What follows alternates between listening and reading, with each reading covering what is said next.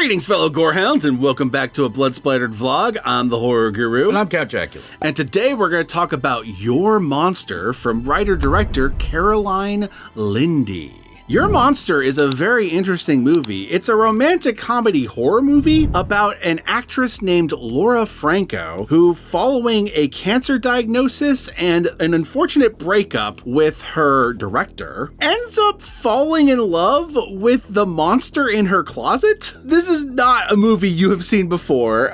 This is a truly unique premise, and I commend it for that. It is very much a take on Beauty and the Beast. Oh, yeah. But it's also more about one's personal growth than it necessarily is about the romance, though the romance is there. Yeah. We can talk more about that in the spoiler section because there's a faction of this movie that isn't really revealed until the end. Yeah. That kind of like paints how the whole movie is supposed to be interpreted. Yeah. But up until that point, it is very much more of a standard romantic comedy with some horror elements thrown in because you're dealing with a monster and there may or may not be some murders along the way. But really, the monster was the murders we committed along the way. Exactly, you know? Exactly. This movie is a lot of fun. I enjoyed it. When we get to the spoiler section, we'll talk about the ending because I'm not sure. The ending worked for me, but I could see how it might not work for some people. Yeah, it worked for me. It worked very well for me. Hard movie to talk about without talking about the spoiler.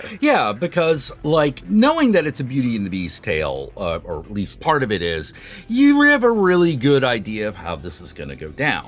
She meets the monster, is initially horrified, warms up to him, forces kind of tear them apart, and the real twist is that rather than them being torn apart, they tear other people apart. They have to confront Gaston. yeah, there's a Gaston that they have to confront. But really what this movie is actually about is it's about a very timid woman. Because she's very afraid of how angry she gets. Yes. She's afraid of her anger. She's afraid to stand up for herself. Yeah. And over the course of this movie, she kind of has to embrace the monster inside, so to speak. Yeah.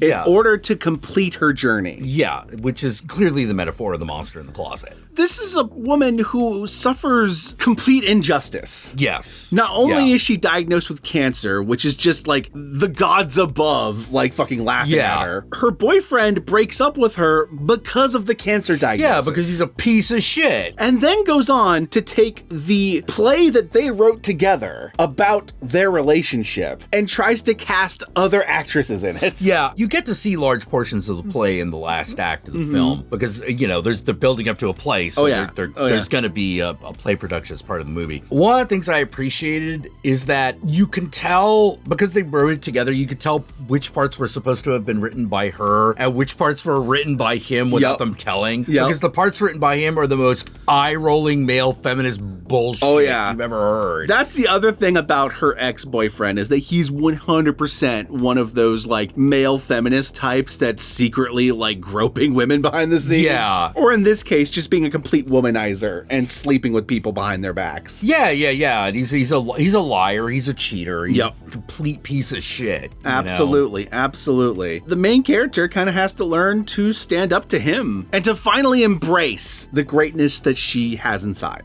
Yes. But in order to do that, she must first meet this monster who lives in her closet, sleeps under her bed, and is kind of a jerk-ass roommate. Yeah. But also has all the traits that she lacks. Yes. So in a way, he kind of brings out those sides of her. So unlike, say, Disney's Beauty and the Beast, where the Beast has to become like the beautiful, handsome man. Yeah. She has to become more like the monster. Yeah, she has to evolve to be more like the monster. Yeah, it's a very cute film. And also, when you actually get to the romance portions of the movie where the characters are literally falling in love with one another, I did find it romantic. Yeah, feels like a natural relationship. 100%. 100%. At the end of the day, the monster actually does really care about her. Yep. You know, it's sort of like, oh my God, why did you do that? You know, and it's like, because he's treating you like shit. That's why. And the problem is, up until that point in the movie, no one truly cared about her. No. Not even her best friend, which we'll talk more about in the spoiler section, because there's there's some spoilers there.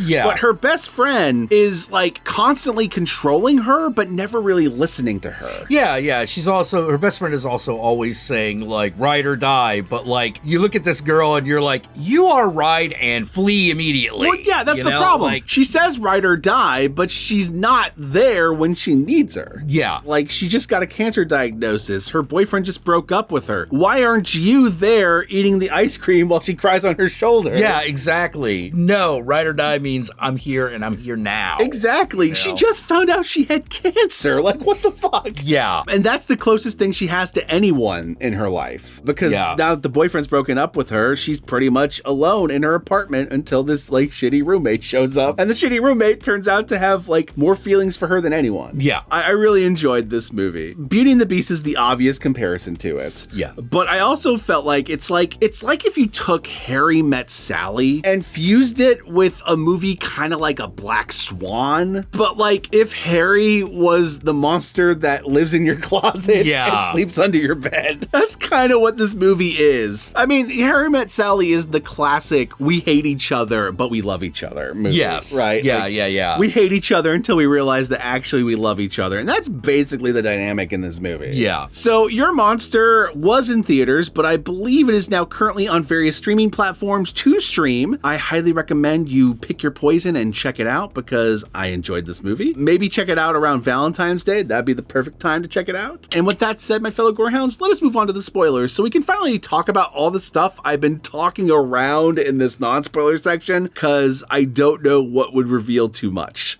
So here we go, the spoilers.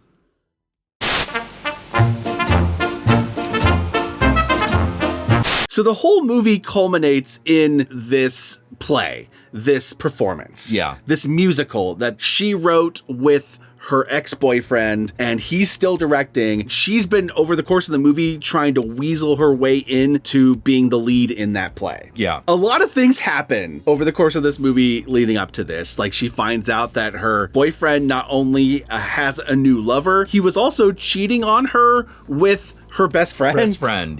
Basically what happens at the end of this movie is the monster shows up and kills the boyfriend. So Gaston is slayed by the beast. Yeah. Now, normally this is the part in the story in which the beast, you know, is unbeastified and the curse is lifted, right? Yeah. But there is no actual curse in this movie. What's revealed is there was no beast. Yeah. She killed her ex-boyfriend. She finishes the play herself to the horror of the audience with the boyfriend's fucking corpse on the ground. Falling in love with the monster was her falling in love and learning to love herself. Yeah. And the movie kind of cuts there. That's where it ends. It's like if Black Swan had a happy ending. Yeah. It's all in your head and you're slowly losing your mind, but guess what? That's the journey you needed. Yeah. I accept myself now. Yeah, I accept myself now. The ultimate point at the end of that movie is she now accepts herself, even though she's now a crazy psycho murderer.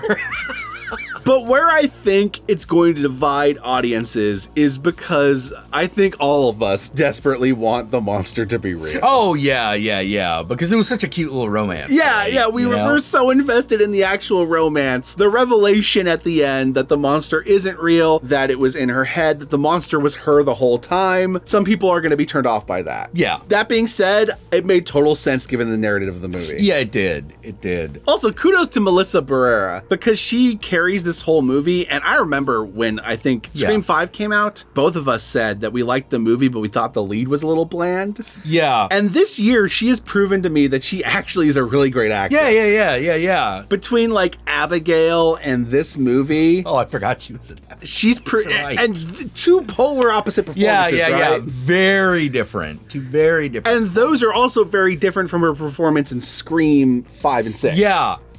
I misjudged you. You are actually a true Scream queen who deserves that title. It didn't. Yeah. They did. Scream 5 didn't give you enough. No. And I look forward to whatever you make next. Yeah. And so with that said, my fellow Gorehounds, where can they find you, Count Jackula? Well, you can find me on Blue Sky at countjackula.bsky.social, where I post now. I also stream here on YouTube every weekday around 7 p.m. We talk about all kinds of groovy things like horror movies, monsters, boobs. I like boobs.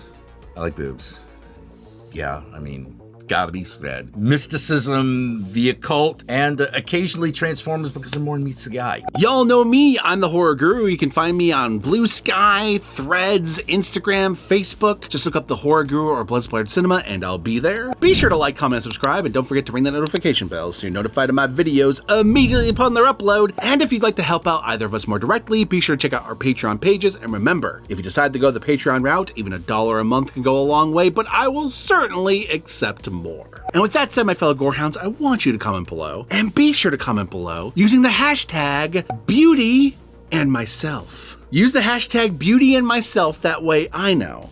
That way Jack knows. That way the world knows. Turns out the real beast was your urge to kill people the whole time. Embrace the beast. Got to release the beast. Bow, bow, bow, bow, bow, bow.